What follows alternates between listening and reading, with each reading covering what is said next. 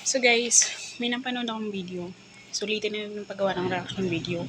Kasi ilang araw tayo hindi nakapag-reaction video, ilang linggo tayo walang reaction video. Kahit ang dami natin gustong gawa ng reaction video. May napanood akong video na si Kabayan ay di ko alam kung legit ba to or fake ba to. Nasa kalsada or sa labas, iniwan daw siya ng employer niya, humihingi siya ng tulong. Guys, paalala lang sa lahat ng humihingi ng tulong ng mga kabayan, OFW, kadamawa naman. Unang-una, kung makakapag-post man lang din kayo, makakapag-live kayo, makakatawag kayo, priority nyong masabi yung sitwasyon nyo at yung location nyo. Location, sitwasyon at pangalan nyo. Yun lang, wag na maraming sinasabi. Kaya kung kailangan nyo ng tulong para naman yung mga mas malapit sa inyo na may kakayahan tumulong, matutulungan kayo or mare-rescue kayo agad-agad. Unahin nyo masabi yung location nyo, yung pangalan nyo at yung sitwasyon nyo. Kahit yun lang. Para na ma-rescue kayo nang wala ng kuskus balungos na ang dami-dami pang kailangan gawin para lang malocate kayo. Kung kailangan nyo talaga ng tulong. Yun lang naman, advice lang. Kasi ang dami kong napapanood na humihingi ng tulong, umiiyak, humihingi ng tulong, hindi masabi-sabi kung nasaan sila, kung anong location nila.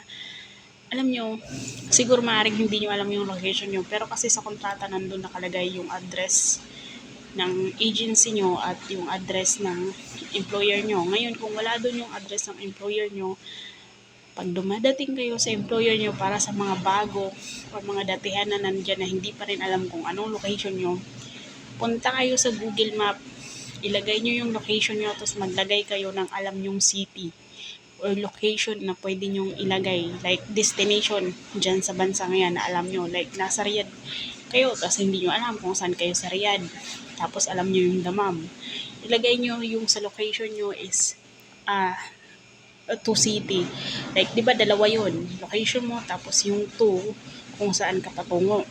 Kunwari lang, para lang ma-detect mo kung saan ka nakalocate. Ilagay mo yung Dammam. So, lalabas doon yung map kung nasaan ka.